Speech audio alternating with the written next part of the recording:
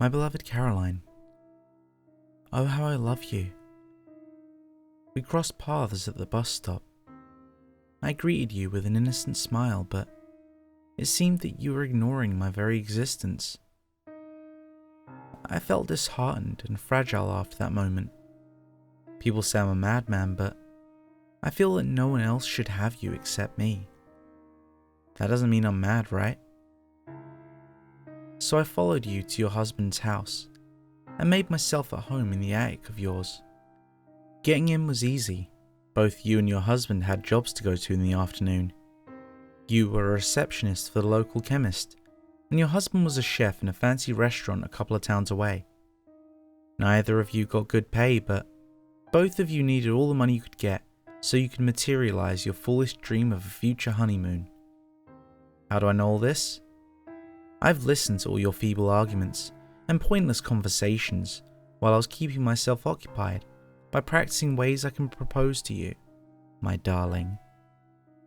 All the times you swore you heard something, that was me, waiting, engulfed by the darkness of my surrounding territory, for that day that I end you and your husband's gut-wrenching marriage. I checked my watch.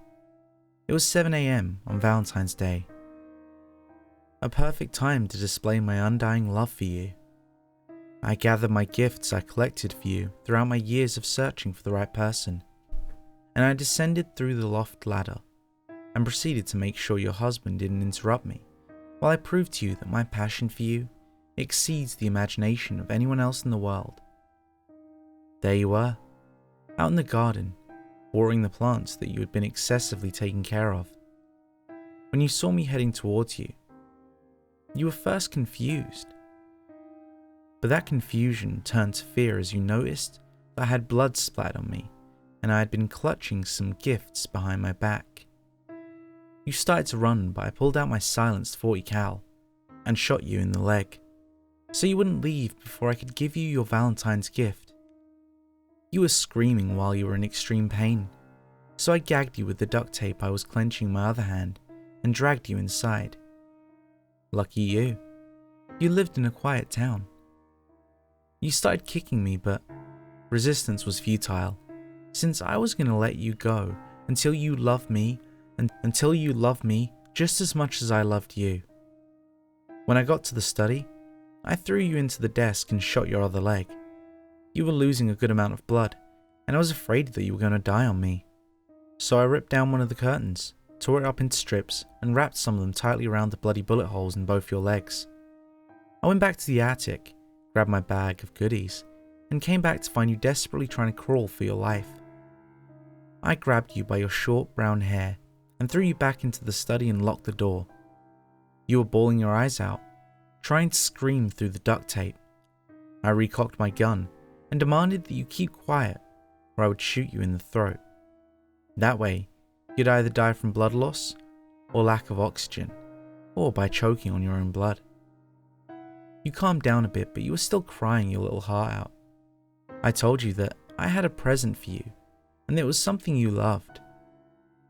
I reached into my dusty, blood-stained bag and pulled out something that caused you to become pale in the face and forget about the gunshots in your legs for a brief moment. It was your husband's heart. The fucker deserved the cruel fate, and I wanted you to see that I was determined to do absolutely anything for us to become a compassionate and happy couple.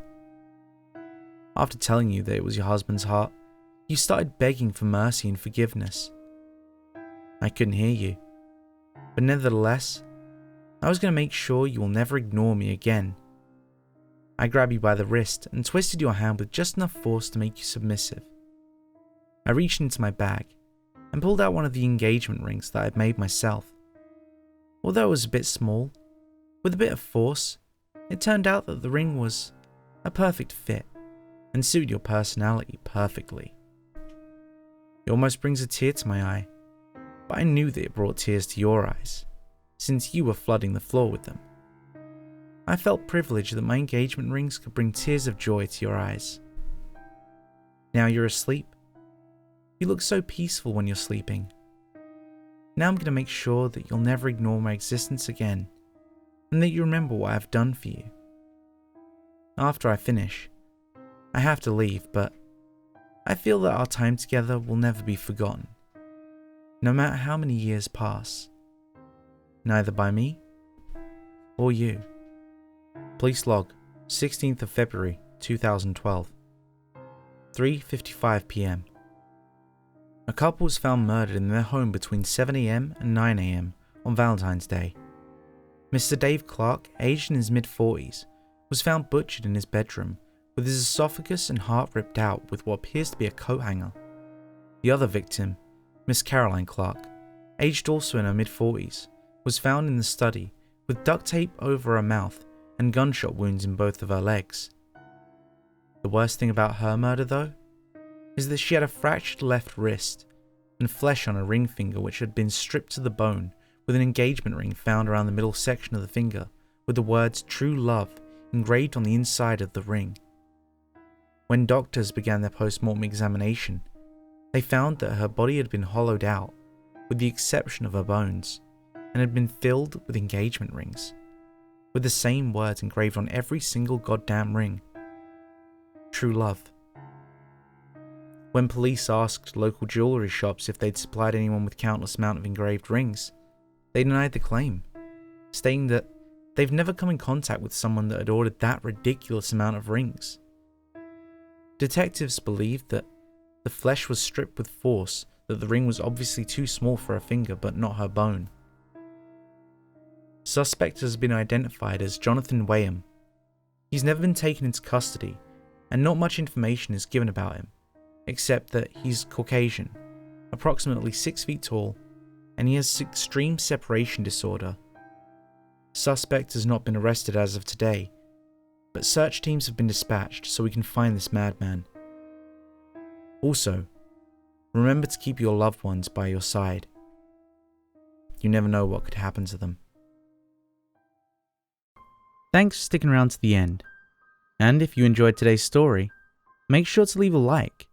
And if you want more like it, make sure to subscribe and ring the bell so you never miss a story. If you need more now, why not check out my Creepypasta playlist? I'll leave that on this card, and I'll catch you in the next story.